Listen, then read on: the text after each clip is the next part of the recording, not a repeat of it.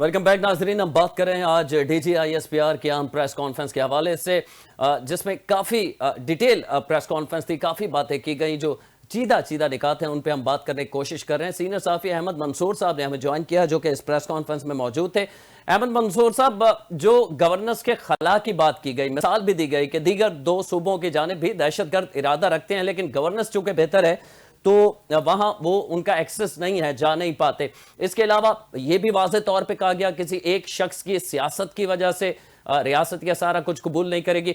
आप इस पे क्या कहेंगे? वाज़ेह पैगाम था कि केपी के हुकूमत जो है वो मुकम्मल दहशतगर्दी के खिलाफ जो कार्रवाइयां उनमें ताउन करे, अदरवाइज जो ऑप्शन है जाहिर है वो सामने नहीं रखे गए। मुमकिन तौर पर क्या हो सकते हैं, आप समझते हैं?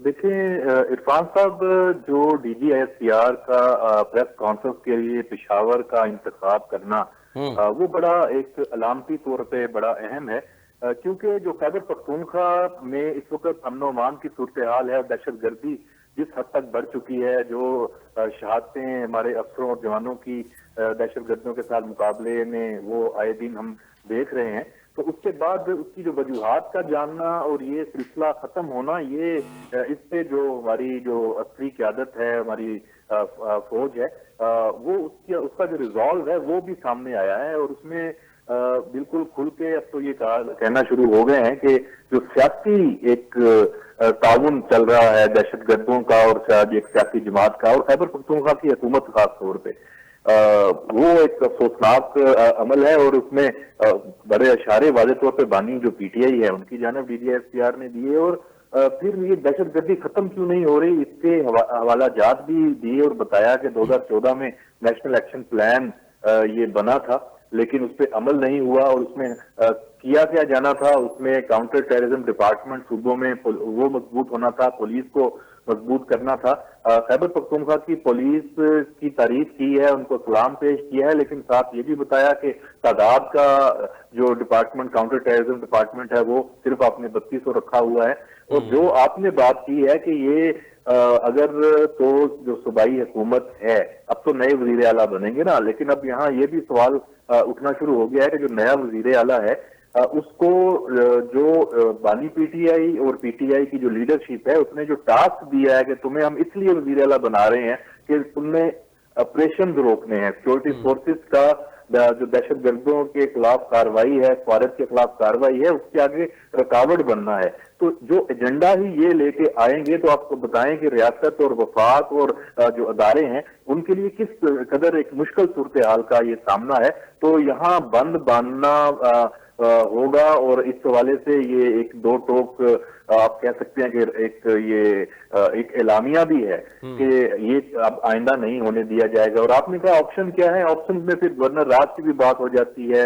अभी तो ये भी हो गया कि अपोजिशन जो जमातें हैं वो भी इकट्ठी हो गई हैं कि वजीर आला भी शायद जो रोकने की कोशिश हो, कि वो तो एक सियासी अमल है, जमहूरी अमल है, जहां पे जिसका दाव लगेगा वो करेगा। अभी जैसे इजलास इसी वक्त बुला लिया गया और अब वजीर आला का जो इंतखाब है उसकी कोशिश भी होगी, तो ये सारा अमल तो जारी है।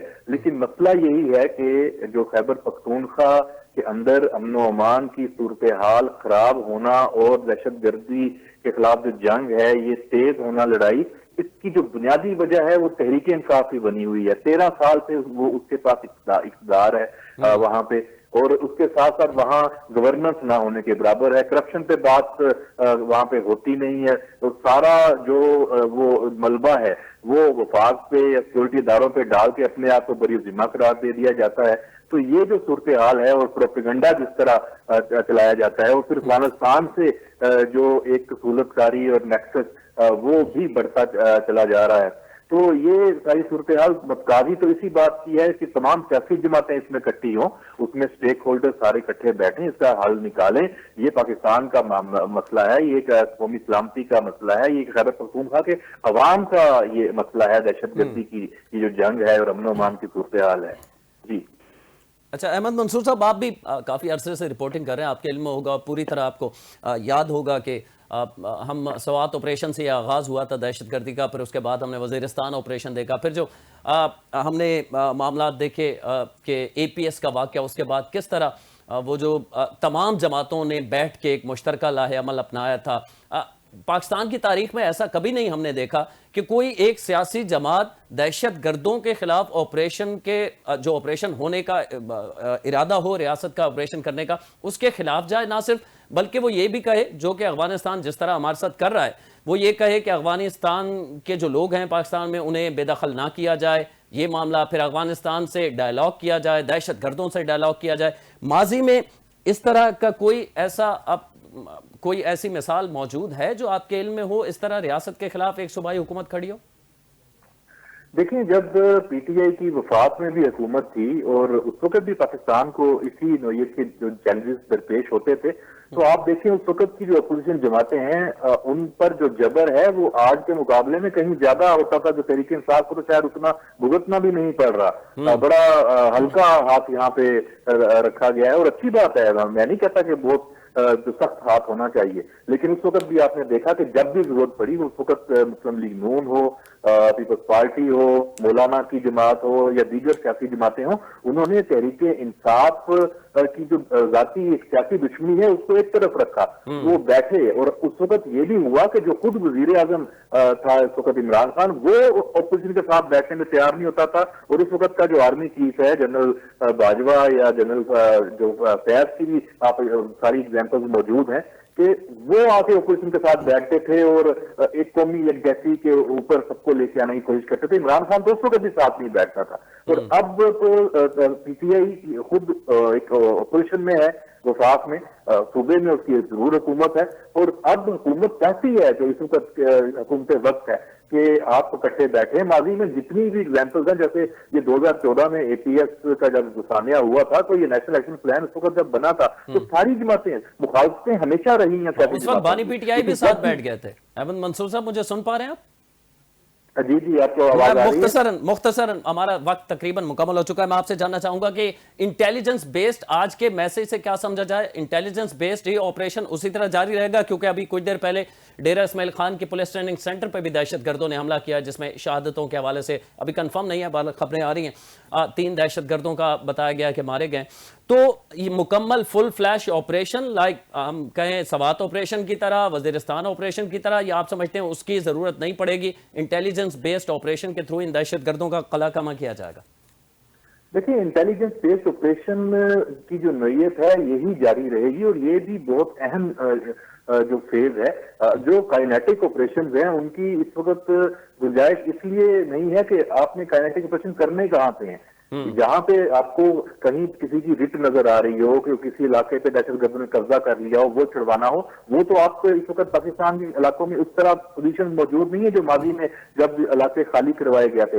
ये सारे तो सोसाइटी के अंदर इस वक्त छुपे हुए हैं, सहूलतकारी उनको हो रही है। तो दहशतगर्द मुख्तलिफ अपने जो खुफिया जो ठिकाने हैं उधर से हमलावर हो रहे हैं। तो किसी पूरे इलाके पे उनका कब्जा तो है नहीं कि वहां एक फुल फ्लैज आपको स्वात ऑपरेशन या वजीरिस्तान ऑपरेशन नजर आए। हाँ, तो सारी जो जंग का मंबा है वो हमें शिफ्ट करना पड़ेगा सरहद पार, क्योंकि इस वक्त अगर कहीं पे सेफ हेवंस हैं और जहां से वो हमलावर हो रहे हैं वो अफगानिस्तान है। और अफगानिस्तान के अंदर जो दहशतगर्दों की इस वक्त मौजूदगी है, टीटीपी की, ख्वारिज की और अफगान तालिबान की उनको सपोर्ट है, यहाँ अब कोई कार्रवाइयां हैं ये हमें आने वाले दिनों में नजर आ सकती हैं। बाकी जो जैसे अभी एक और हमले की बात की डीआई खान वाली, इसकी भी इतलात यही है, बड़ा पुलिस ने बहादुरी से मुकाबला किया है और 5 दहशतगर्द बताए गए हैं। खुद कुछ उनकी हलाकत की भी इतलात आई हैं। जो नुकसान है, जो बाकी सारी इंफॉर्मेशन है, वो यकीनन जब ये एक सिचुएशन खत्म होगी, डेवलप जो हो रही है, तो सारी तफसील सामने आएगी।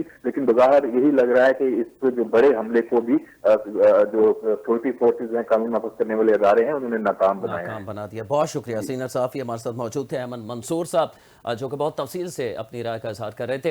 नाज़रीन, DGISPR की प्रेस कॉन्फ्रेंस और दहशतगर्दी के खिलाफ बेस्ड ऑपरेशन, एक बात तो तय है कि किसी भी सूरत इस दहशतगर्दी से मुकम्मल जान छुड़ाना होगी पाकिस्तान को। उसके लिए अफगानिस्तान के अंदर हमलों की भी इत्तलात आ रही हैं, किस हद तक सही है। बार बातचीत की जाए, कुछ भी किया जाए, हल निकालना होगा, क्योंकि दहशतगर्दी खत्म होगी तो पाकिस्तान आगे बढ़ सकेगा। कल तक के प्रोग्राम तक के लिए इरफान हजर को इजाजत दीजिए। अल्लाह के बाद।